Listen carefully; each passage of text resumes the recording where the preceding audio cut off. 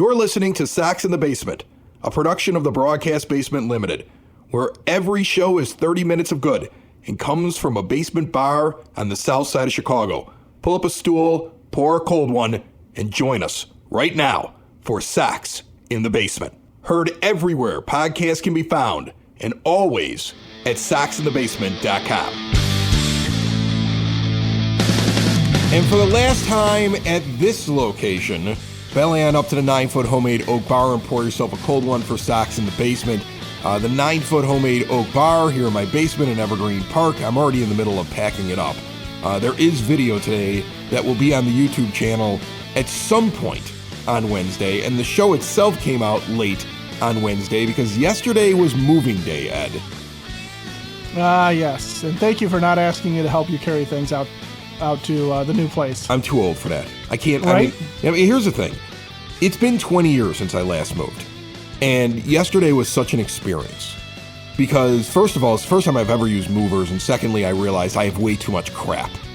Just so much crap. I wasn't saying crap when I was standing there. Like, I just kept muttering it over and over again. Like, who accumulates this much crap?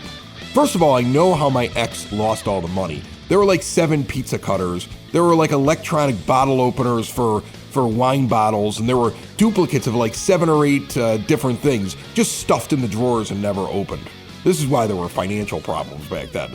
Okay, there was just buying things and just shoving them in the drawers, and I didn't even know they existed. So it was a treasure trove of just crap that I kept finding, and I filled up every garbage can, the curb on 99th Street, right in between Homan and Turner. Come on by. There's couches. There's just crap. There's a lot of crap up on the curb. If you don't get it, bulk removal is going to get it on Thursday morning. But if you're a junker, this is the address. Come on over and grab it. I mean, this is your place. This is your time to shine. Yeah. I mean, like, it is. And the thing is, I use movers. I'm going to give a quick shout out to the moving company. They're not paying me for this. But just for the fact that they seem to have been the only honest movers that I spoke to when I called like 10 or 20 of them, trying to figure out if I could find somebody I trusted with all my stuff. And I used Collins Family Movers. They're way up north. I actually paid extra for their travel time to come down to Evergreen Park because I couldn't find anything in my area. And I'm sure there's good movers in my area, but it's very, very difficult. You go Google like highest rated movers. You don't find that. You find like reviews about like the movers showed up drunk and puked on my couch. Like you see some crazy stuff when you're trying to find movers. And Collins was like really highly rated. So they were one of the ones that I called and they didn't have those stories. And when I called them, they were the only ones that didn't say, after I described the entire house, all the different items that had to be moved out, went room by room. They were the only ones that didn't say, we'll send a truck and 2 guys. Everybody else, that's all they were sending. A truck and 2 guys. They all estimated 5 hours to move from where we were at to where we were going. 2 guys. Collins sent 2 trucks and 5 guys and gave me the same price.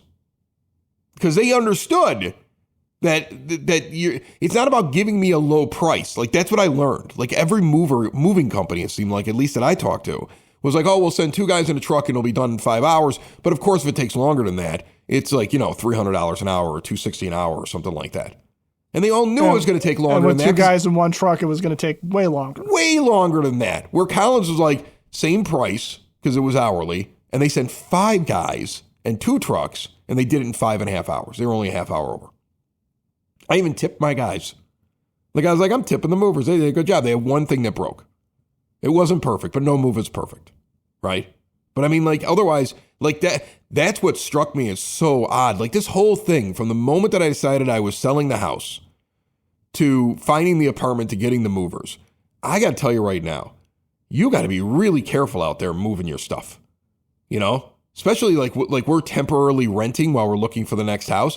Like landlords are the most frightening thing in the world. Like 95% of them are slumlords that I've come across. Just like weird things in their contracts and stuff that they're pulling and, give me 3 months rent in advance or otherwise I'm backing out of the deal. I've had you've heard it. I've had the strangest things happen to me throughout this entire process. And then the moving companies, I found one that was like realistic about the whole thing. And everybody else, I felt like they were trying to trap me. It is scary out there moving from one place to another. Yeah, I don't know how many times you and I quoted or paraphrased The Empire Strikes Back, where you were Lando and you were dealing with Darth Vader, and it was, I have altered the deal, pray I don't alter it further. Right, we had two different places we were going to move into before the one we eventually ended up in because they changed the deal on me after we had agreed. And then the lease shows up and it's something completely different.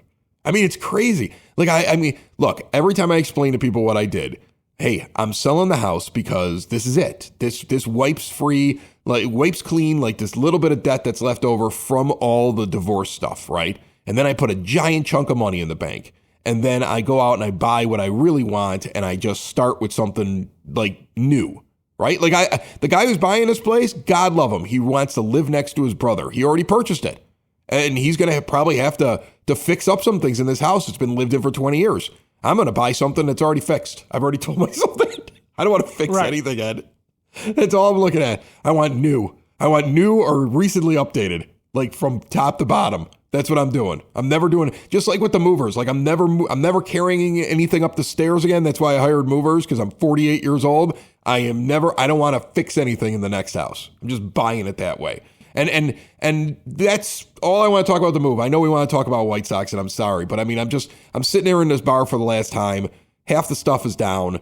If you're watching the video on YouTube when it gets up, I have not taken down the stuff around me.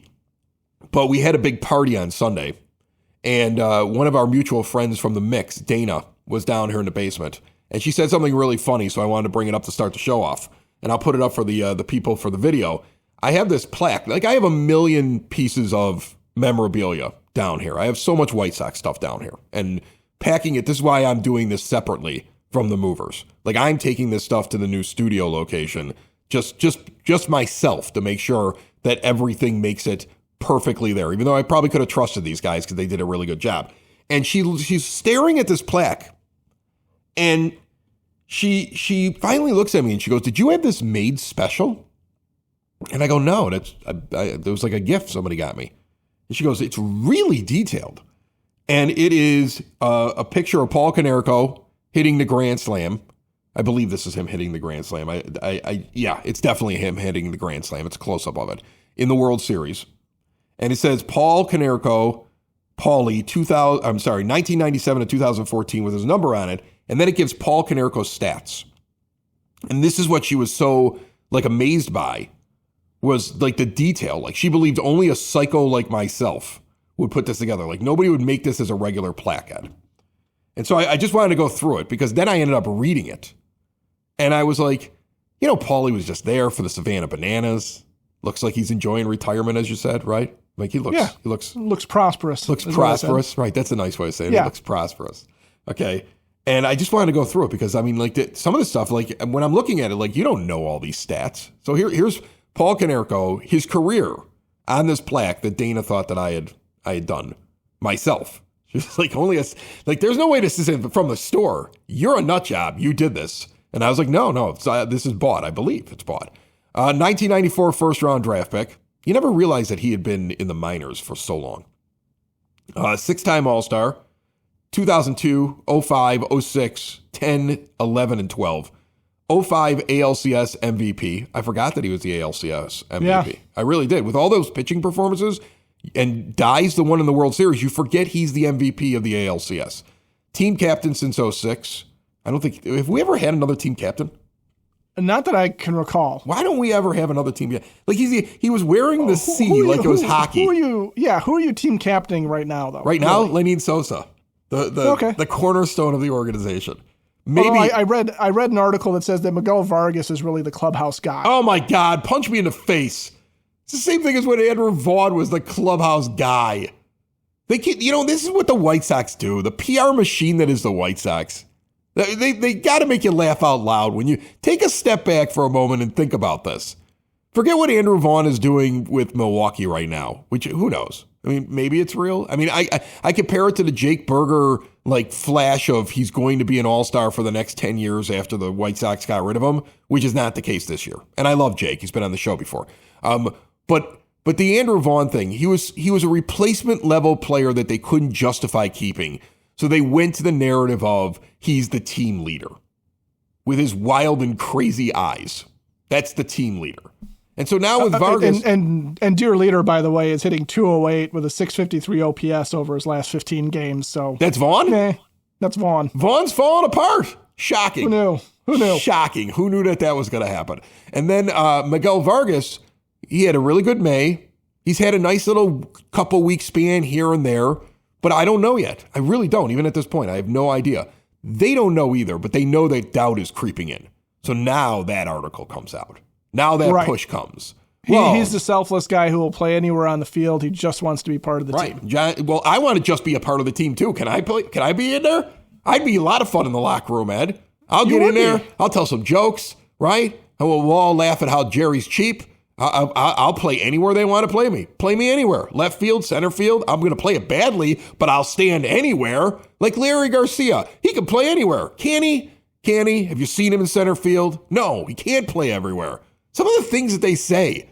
Like, I mean, are they chuckling up there in the PR room? Are they laughing? Like, do they have like a big board of like weird catchphrases that they've used on White Sox fans for the last 20 some years? Like, and they just insert them like a Mad Lib. Give me a break. That's what it is. It's PR Mad Libs. PR Mad Libs. Oh, okay. Listen, we're gonna keep going with this. I want to read the Paulie play. Okay, yeah. Paul Canary. We're gonna keep going with that. First of all, let me tell you about Hyatt Home Medical Equipment, one of our proud sponsors, who probably woke up this morning and like, what happened to the show? Don't worry, it's here. The move took all day. I mean, I talked to you last night, and I was like, I'm dying. Yeah. I'm dead. It's exhausting, and I'm not one of the guys that was carrying stuff up 3 flights of stairs. These guys, they throw just giant pieces of furniture on their back and walk up the stairs. And I was telling my son, I was like, man, I can't do that. He goes, yeah, but your back still works at 48, and it's not going to, unfortunately, I don't think it's going to happen for these guys. I mean, I love them. They were awesome. I tipped them. They're great guys.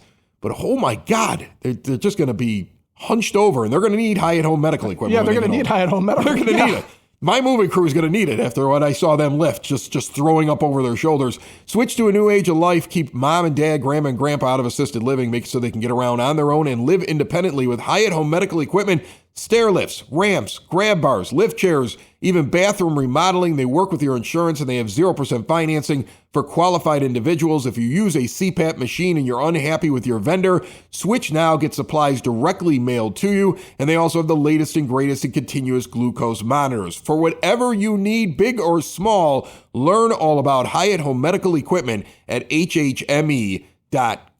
Okay, continuing on with Paulie here, who's the only team captain they've ever had. But Miguel Vargas, who knows? That might be the next thing they do. They put a C on his chest.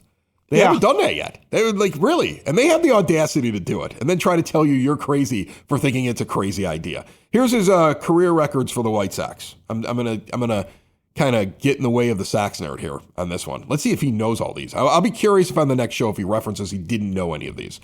Second in home runs on the White Sox, at least at the time this was printed. Okay, I believe all these are still true. I don't think we've had any really good players that could have eclipsed these. 432 home runs. He's got 1,383 RBI, and he's got 2,268 in terms of games played. 2,268 games played. That is second. That is his White Sox career records. Third in at bats for the Sox at 8,169, in hits at 2,292, and in doubles at 406. And fourth in the White Sox in runs with 1,141, and fourth with walks, base on balls. I'm reading this poorly, I'm sorry. 904. No number ones. He's not first in anything. But he had a lot of balls. So I don't know where he ranks in terms of ballage there, but he's got a lot of balls. He's got a lot in the second and third and fourth place on the team leaderboard. Okay. White Sox career highlights include the handoff. Oh, you see, obviously the PR department got involved in this. The number one. This is crazy. This has to be maybe this was bought for me through a White Sox store, because of all of his career highlights. What do you think is the number one listed highlight on this plaque? Which I used to really love, and now it annoys me. Handed the ball to Jerry. Handing the ball to Jerry. Come on. Is that really on there? It's on there. The handoff, they call it. Okay, I mean, I've seen that plaque 1,000 times. I've been in your basement, but I never really read it. I've never been more disgusted by a plaque. This thing hung in my basement for so long. 20 years in my basement, and I finally read it. The handoff, with a date on it, October 28th, 2005, presents ball from final out of 2005 World Series to chairman Jerry Reinsdorf. This plaque was created by the White Sox PR department. Nobody calls it the handoff. Nobody. No. Who calls it the handoff? The next time I'm in Cork and Kerry at the park, I'm going to ask that question to everybody there. Do you remember the handoff? Let's see the weird looks on their faces while they're eating an award-winning burger, right? Ballpark favorites, right. Great price, indoor-outdoor seating.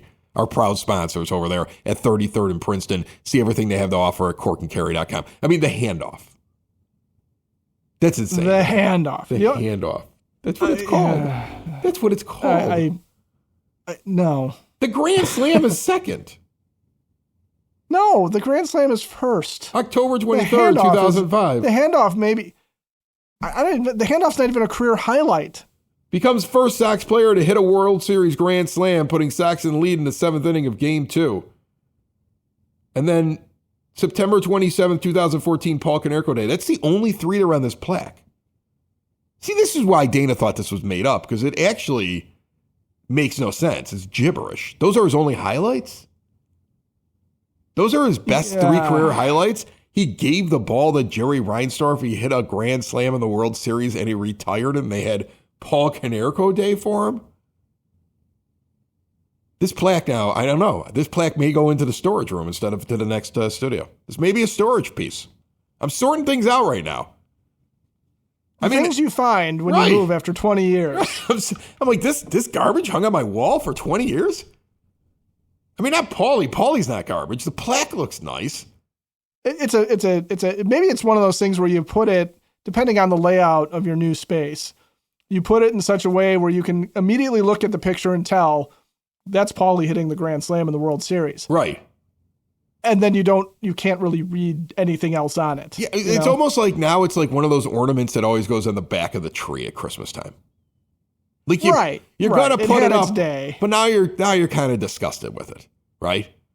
Like it's the same thing. Like I have this White Sox history book that somebody must have rushed to put out, and because they wanted to add all the World Series stuff, and when they get to the World Series, they're wrong on so many things. Like Carl Everett scoring the final run, it's not Willie Harris. They have Scott Podsednik knocking him in. Like it's like it was before AI. The AI completely didn't happen. Yeah, I know. Like when you read it's recapping it. Like the rest of the book is great, but like the last couple pages, like I don't know who made up the gibberish that was inside of it, but none of it's real. So it's there, because it's got the rest of the team history, but it's like shoved in the back of the bookcase. It's like that. That's what this is. The number one highlight is the handoff. The handoff's a thing. Things I didn't expect to get upset about on Sox in the Basement today. No. Yes, but that is upsetting. Things I didn't. Let's talk about something more positive. Colson Montgomery's on a tear again. Yeah, he's my favorite kind of streaky. Right? Isn't he? When he goes on a tear, fun things happen at the ballpark. The last home run I saw him hit, the one down the left field line, looked like it was almost accidental. Like even he was shocked by it. He's like, whoops, home run. It's just fun to watch. And he really does. I mean, the power, some of the balls he has put into orbit in the right field there, it is fun to watch when he gets hot. And, it is very, very streaky though. I mean, that's the only thing that has me worried is at some point he's going to have to not be this streaky, because you look at his last 7 days, 300 average, 300 on base percentage, OPS of 1.250, 4 home runs and a double out of his 6 hits. And then you go and you expand out just to the last 15 days, 4 home runs and 2 doubles out of his 9 hits. He's hitting 205 with a 222 on base percentage and an OPS of 745. Did nothing for a week and then went crazy the next week. And then absolutely just destroys the Royals. Yeah. So but it's fun to watch because, I mean, we've seen streaky players before, the aforementioned Andrew Vaughn, but even when Vaughn would go streaky, it was a lot of base hits. Occasionally he'd put one out, but Montgomery, that power is the kind of thing when you have somebody, even if he never ends up being a high batting average guy, but he's streaky like this, that power, when it goes off for a week or so, can absolutely make the difference in a game, because it's game changing to hit a home run in some of those situations. It is deflating to a pitcher to watch one almost land on the concourse. Ed, he's on a pace right now. Like, normally these guys end up finishing with like 500 at bats in a season, right? Right. Okay, he's got 152. He's got 14 home runs. He's on a 60 home run pace right now. It's insane, because when we talked about, he's on pace where if he played a whole season at the rate he's hitting home runs, he'd hit 60. Your team leader is still Lenine Sosa with 17, because he's cooled off in the past week. Yeah, but Colson Montgomery's going to run right past him. He really, really is. I mean, I when we were talking about Lenine and his, if he gets consistency next year, does he have 30 home run potential? When you watch what Montgomery does when he gets on these hot streaks, 30 home run potential. I'd almost be disappointed if he plays a full season and doesn't get hurt. That's all he's got. When he's got 14 in 43 games. Yeah, that's pretty amazing. I mean, it is really, really amazing what he's doing right now. And if he could just, here's the thing, some of that streakiness might be that he's just, different teams are pitching him different ways. It's adjustments. I mean, right. It could be that. I mean, he really has the potential to get better. So that's exciting. I mean, I made fun of Miguel Vargas earlier, but I just wanted to go and take a look while we were sitting here and I had the stats up. I mean, 281 over his last 30 days. 779 OPS. Vargas is having a nice second half. He's having a nice second half. And like I said, if he has a nice second half, then you don't need to put out the PR nonsense for me to judge him. That's like when they send the emails out. Do you feel like you connect with this player? I don't care if I connect with the player. Do you think he's a nice person? I don't care if he's a nice person. Does he play baseball well? That's all I care about. Do you play baseball well? If Miguel Vargas has a very good second half, Miguel Vargas could be on my team next year. If you look at the home run totals of this team, he's one of the top 5. We have 5 guys in double digits. I mean, it is late August, but I mean, we've got Sosa at 17, Benintendi at 14, Robert at 14, Colson at 14. Colson's going to win. Like, I was all into the Lenine Sosa, because he's gonna have another hot streak. Yeah. He'll go cold here, but somewhere between now and October, he's gonna have another hot streak where he's gonna bomb a team. What is it? 4 straight games he hit one in. Okay, and then Vargas is 13, and then right outside of that, you got Baldwin at 9 and Tauchman at 8. So just looking at those names at the end of the year, with Sosa 3 up on then the next group of Benintendi, Montgomery, and Robert, with Vargas just 1 behind them. And then I guess Brooks Baldwin just 4 behind Vargas. Let's just stop at Brooks Baldwin. Of those 6, who's got the... Give me who finishes 1 through 5. Does Baldwin sneak in there? Give me 1 through 5, your home run guys who hit the most home runs for this team by the end of the year. Who finishes strong? If Baldwin gets regular playing time, I think he could sneak in there, because I think he's been trying to swing for power to a certain degree, which I'm okay with. That's why I put him in there, because I know he's not in the top 5 right now, but he could sneak in. See, that if I look at this now, I think Benintendi could plateau a little bit. I think Montgomery is going to be first. I think you're right. I think Lenine Sosa will get on another hot streak and hit some. Robert, I think, can probably still hit some. Vargas is actually the one that I'm not entirely sure about, because I feel like if he's focusing on just hitting the ball well and putting it in play, and the one thing I do like about Miguel Vargas' game in the second half is his on-base percentage is .375. He's taking walks and getting on base, which is good. But if he's in that position where he's just trying to put the ball in play, they may or may not go out. Whereas with Montgomery and Baldwin, to a degree, Sosa, I think, just has that innate power, that innate home run swing. I think those guys could continue to do it. And Robert, if he's capable. If he's not injured. He left with a hamstring thing the other day. Yeah. Yeah. All right. So I mean, I would say right now Montgomery's going to win it. He's going to have the most home runs. Sosa will come in second. Robert after him. And then, I don't know, it's a mishmash after that. You're probably, I bet you it goes then Benintendi and Baldwin. But Vargas has a better average. Yeah. Like, if Vargas hits well in the second half, he doesn't need to hit a lot of home runs for me. No. Yeah. No, I would rather, I mean, really honestly, if Miguel Vargas maintains something of a decent average, that high on base percentage, if he's something of a doubles machine, then I'm okay with him, because he becomes a well-balanced hitter, and you need some of that in your lineup, especially if you're going to have Colson Montgomery somewhere in the middle, where he's the guy that is going to strike fear in the hearts. And if Lenyn Sosa is his running buddy in the middle of that lineup, that's lining up to be pretty decent, especially if you can add one more professional bat in there. And it could come in-house. It could come from, say, a Curtis Mead as he starts to get more playing time and tries to put things together. It could definitely come from Brooks Baldwin if he can get on base more. I mean, there's opportunities there for guys to build a middle of a lineup, and you can have a Chase Maedroth at the top of the lineup or at the bottom. You can have guys fill in. I think Kyle Teal might actually be a candidate to be a leadoff hitter, given how well he's hitting and getting on base.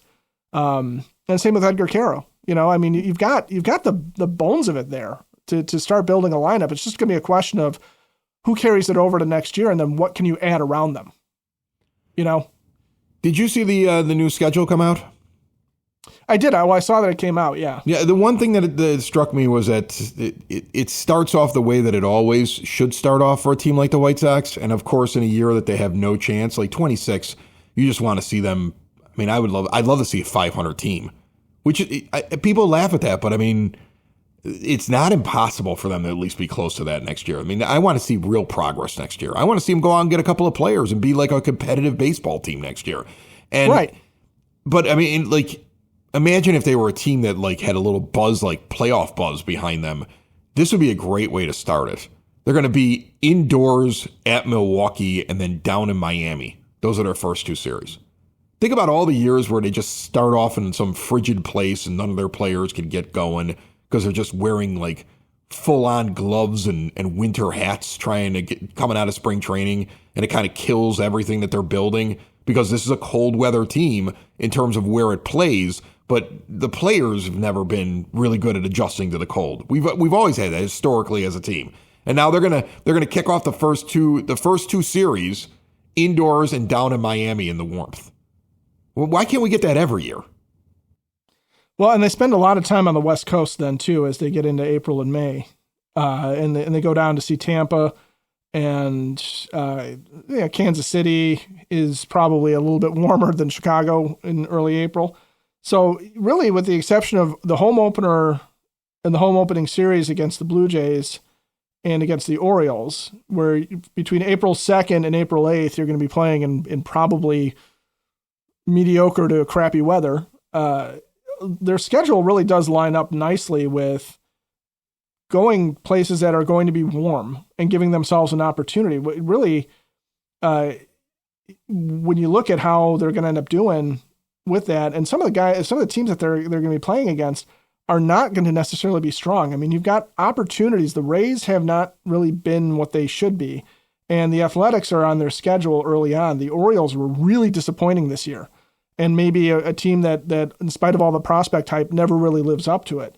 The Nationals are on your early schedule. The Angels, who have been dog meat, are on your early schedule. The Padres, who have been a little disappointing but can spend a lot of money and turn around quick. So you've got opportunities there. Really, the first series, based on how the teams are this year, that it has me like, ooh, that's going to be a tough one. Besides the Blue Jays, who could be really, really good, but also will be playing in really crappy weather, you get all the way down to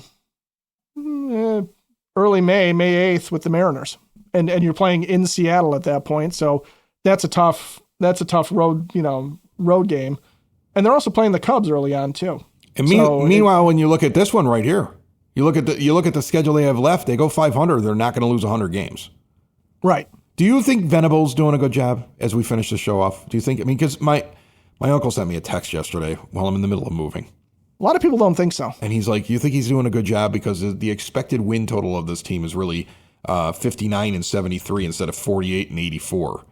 And so, and that's based upon how many runs they've scored and how many runs they've allowed. It's like a weird metric that I don't know if it really matters. But he was basing it on that. He was saying, look, you go and look at the MLB standings, they should be a better team.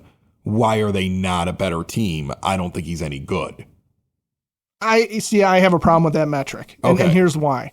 Because if you watch the White Sox and you see the scores, they have, especially in the second half, had games where they scored a ton of runs, and some of those ended up being losses because the pitching staff has faltered badly in the second half.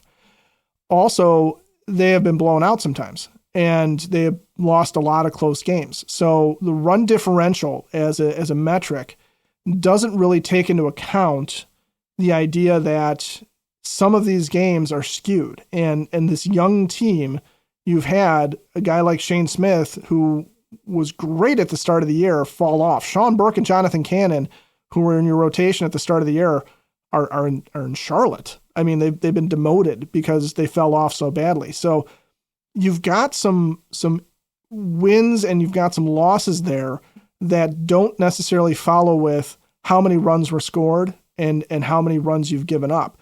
Because especially in the beginning of the year, when the offense was not there, okay, when they weren't scoring runs in bunches, it got skewed in the second half, where now, especially with Colson Montgomery hitting 14 home runs in 40 games, you've got a completely different lineup and a much different run differential than you did in the first half. So I don't know that you can pin run differential expected stats on Will Venable. I think the question has become, has Venable put guys in a position to succeed? And I think we have quibbles about Edgar Caro's usage versus Kyle Teal's usage and how you've gotten two young stars, emerging stars into your lineup. I think, he's done a good job managing Colson Montgomery. I think he has done a reasonable job with Miguel Vargas. I mean, it's kind of hard to tell what Vargas is at this point, but it's hard to say get rid of the guy. It's hard to say get rid of the guy when you're seeing so many positive things. Development. Right. I mean, I go back to what Ricky Renteria explained to myself and the guy who was here for just a little bit of time before you joined the show. When he sat there and he explained that, he talked about painting pictures and how him and Rick Hahn work out the lineup, and it was really convoluted. But what he was trying to get to is he was trying to explain that you're making decisions at this point based upon developing a guy, not upon always winning a game. And so it's very hard to judge him right now. He may be good, he may be bad. But I know this season is better than what I expected. Because there is hope for Vargas, even though the book is still out on him. Because Colson Montgomery, who looked like he was dead and done, they figured out how to get him going and then brought him up at the perfect time. And then the manager and the staff that's at the major league level were able to continue his growth and get a guy to produce what he's doing right now who didn't look like he was worthy of even getting a promotion. And that Lenin Sosa is finally getting enough of an opportunity and played the right way that we're starting to see the thing that you and I yelled about for a year or so with him, that you have to give him this opportunity because he can actually hit. There's certain things I'm seeing that I didn't have any faith I was going to see this year. So I don't know if he's a great X's and O's guy, but I don't know if he's had a chance to prove that. What I do know is it's a lot better than I thought it was going to be this year. Yeah. Give a manager a real pitching staff and a steady lineup, and then you can talk about X's and O's. Because when Tony La Russa, for example, was handed a playoff team and was falling asleep in the dugout, we knew his time had passed, right? And Tony didn't know. Tony wasn't sure about Tony it. wasn't aware. Tony wasn't aware that his time had passed. He still thinks his time is now. I'm not entirely sure they haven't turned Tony's office into a dugout with a bunch of cardboard players just to make him feel better. He goes there every day and he manages a game, but he doesn't realize it's not a real game. Yeah, it's just a big IMAX screen somewhere in the bowels of the ballpark. Then he goes and he sits down with Jerry and they talk about the handoff. One of the great moments. The handoff. One of the great moments in White Sox history. The handoff. Sox in the basement. Sox in the basement. Sox in the basement. Sox in the Basement. Heard everywhere podcasts can be found, and always on soxinthebasement.com.